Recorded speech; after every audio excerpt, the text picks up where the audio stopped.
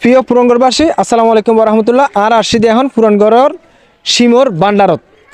দেখতে লাগবেন প্রচুর পরিমাণ শিম, কিন্তু যারা চাষি আছে, প্রকৃত চাষি আছে, ইতার একখান সমস্যা, বিভিন্ন সময়ত এই শিমর দাম কিন্তু ছড়া থাকে। এইবার কিন্তু শিমের দাম কিন্তু তেমন নাই, এই বেশি ধরন না 25 টাকা 26 টাকা। এই সময়ত কিন্তু শিমর দাম হয়ে থাকে দে মনে করেন 80 টাকা 90 টাকা, অতি জোরে 120 টাকা পর্যন্ত।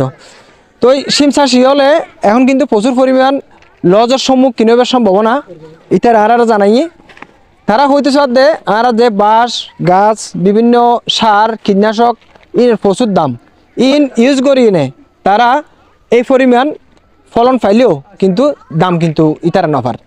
প্রকৃত কৃষকল হতা হইম তারার ভোগান্তি সম্পর্কে ই বলতে আর টিটু ভাই।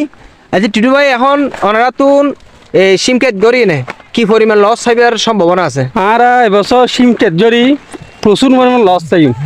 আগে 1 কেজি সিম 80-100 টাকা বেচতাম, এখন বর্তমানে 30 টাকা 25 টাকা যেভাবে সিমের দাম, এবছর মোটটা কেতি লসের দিকে।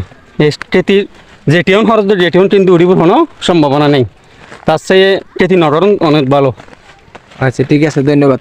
দর্শক, ইতারা হইতে দে যে পরিমাণে লস হইবার সম্ভাবনা এবারত, ভবিষ্যতে ইতারা কেতি গরিবেলাই এত আগ্রহ প্রকাশ নগরের। দর্শক, আজ এই পর্যন্ত। আর পুরনগড় কৃষিক্ষেত্র মারাতুন আই মহসিন।